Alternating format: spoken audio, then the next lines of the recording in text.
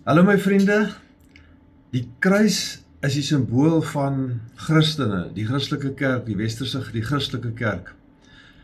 So as Jesus gebore is in Bethlehem en al die wonderwerke gedoen het en al die dinge wat hy gesê het, die leerlinge en teachings en as Jesus alles gedoen het wat hy gedoen het en onskuldig aan die kruis gehang het en as hy gedood is en dood is aan die kruis en begrawe is in 'n graf, as Jesus alles gedoen het wat hy gedoen het, maar net dit, was daar nie geloof nie. Nou hoe werk dit? Nadat Jesus opgestaan het, uit die dood, het dit gebeur dat Jode begin glo het in 'n Jood. Dit kan mos nie, dis onmoontlik. Die eerste gebod sê, ek is die Here jou God wat jou uit Egipte uit die plek van slawerny bevry het. Jy mag geen ander God voor my aangesig dien nie. Geen ander God dien nie. En nou al hoe meer Jode aanbid 'n Jood. Dis onmoontlik, dit is nie toegelaat, het nog nooit gebeur nie, sal nie gebeur nie. Hoekom het Jode 'n Jood aanbid?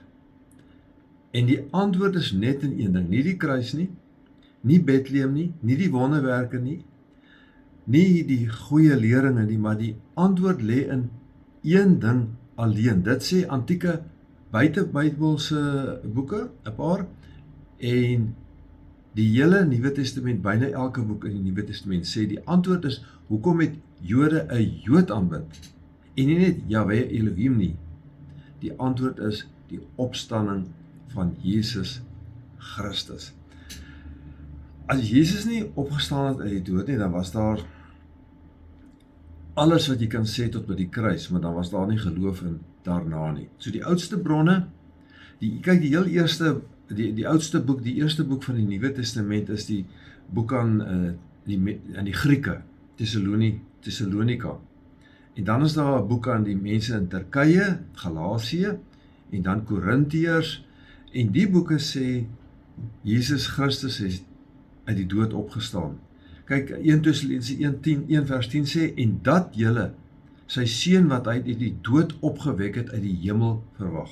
So, selfs die Grieke, die Turkye van vandag, hulle glo Jesus het opgestaan, en hulle glo hy kom ook weer terug. Dis 'n groot skuif, né?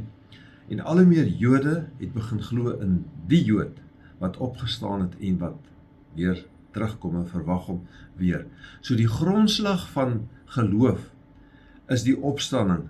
Jesus is deur baie mense na sy dood gesien. Hy het homself gewys aan baie mense. So die konsensus van die skrif is dat Jesus deur Pilatus vermoor, hy is gekruisig, hy is begrawe in die graf van Josef van Arimatea.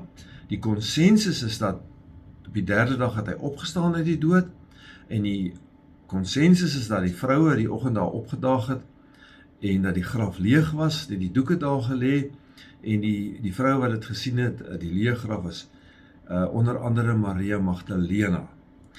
So Markus doen die ongekende. Kyk, die Jode het nooit 'n boek geskryf oor iets anders nie as oor God. Nou begin al meer Jode glo in die Jood. En die Jode sê, kom ons ondersoek dit, en hulle skryf biografieë oor Jesus Christus, soos Markus was die eerste een, en Markus beskryf dit, en Markus 16 sê, die vrou was by die graf, en daar was 'n man by die graf, 'n engel natuurlik, en hy het gesê, moenie skrik nie, maar vertel vir die manne wat julle gesien het. Jesus het opgestaan, en hy sien julle weer daar in Galilea. En die vroue het so geskrik, dat hulle weggehardloop het en besluit het om niemand te sê nie. En daar stop die boek Markus 16 vers 8 stop eintlik daar. Die laaste stukkietjie van Markus is bygeskryf so later, so 100 jaar daarna, net om 'n beter einde te gee wat meer positief is. So Markus beskryf dat die graf leeg is, die vrou het geskrik, al sê die engel, moet nie skrik nie, en het weggehardloop en besluit om stil te bly. Matteus skryf op sy manier, so 30 jaar na Paulus se briewe, so 80 na Christus skryf hy, 'n engel het uit die hemel neergedaal, daar was 'n groot aardbewing, die klip is voor die graf weggerol, die engel het gesê, moet nie bang wees nie, maar kyk gerus in die graf en gaan vertel vir die disippels dat Jesus het opgestaan. En in Matteus 11 verskyn Jesus op die berg aan Matteus verskyn Jesus aan die disippels en hy beloof hy sal altyd by hulle bly. Dit is Matteus, dit is Markus. Lukas sê herhaaldelik, Jesus het die skrifte vervul en Jesus verskyn verskeie kere aan mense die dag na hy opgestaan het, naby Jerusalem. Dis weer die twee Maria's wat die graf ingaan en ook Johanna. En Lukas praat van die twee engele en vertel dat Jesus het die egpaar op pad na Emmaus ingeloop en bietjie met hulle gepraat en hulle oë het oopgegaan en hulle het hom herken en Jesus het aan Petrus verskyn en Jesus sê vir Petrus, vat 'n stukkie vis, vat 'n stukkie brood en het jy my lief? En Petrus sê uiteindelik ja en Jesus sê vir hom, ek stel jou aan as herder. Nou die belangrike boek is Johannes. Johannes skryf op sy manier, skryf hy neer van die oggend vroeg het Maria Magdalena en ander vroue by die graf gekom en hulle het geskrik en weggehardloop en Petrus en Johannes het nader gehardloop en Petrus het ingegaan in die graf en die doeke sien lê en Johannes was bietjie skrikkerig, hy het buite gestaan en hy het ingekyk en hy het ook gesien die graf is leeg, net die doeke is daar en Johannes het gesien en geglo. So Johannes het geglo op grond van niks. Hy het niks gesien nie behalwe niks. Jesus uit, die doeke lê daar en Johannes kon dit begryp. Hy kon sien en glo. 'n Wonderlike ding van mense wat nie gesien het nie en tog geglo het. 'n Wonderwerk. So dan is daar Maria Magdalena. Sy is daar, onthou, sy het vir die Here gevolg vir 'n enkele jare nou al. Sy kom van Magdala, dis op die wesoewer van die see van Galilea. Sy het baie gesukkel, die Here het haar genees en sy het van daardie dag af Jesus gevolg. En die interessante is dat Maria Magdala het ook 'n boek geskryf oor Jesus. Dis nou naas Matteus, Markus, Lukas en Johannes het Maria Magdalena 'n boek geskryf wat so 1896, so 'n jaar voor die Boereoorlog, daai tye het 'n Duitser die boek gekoop in Kaïro. So daar bestaan nog 'n evangelie oor Jesus en alles, die een van Maria Magdalena. En Maria Magdalena is by die graf, sy huil, sy sien 'n man, sy dag is die tuinier, die tuinier sê vir haar Miriam en sy draai om en sy herken hom en dis Jesus en sy getuig daarna die Here, ek het die Here gesien. Ek het die Here gesien.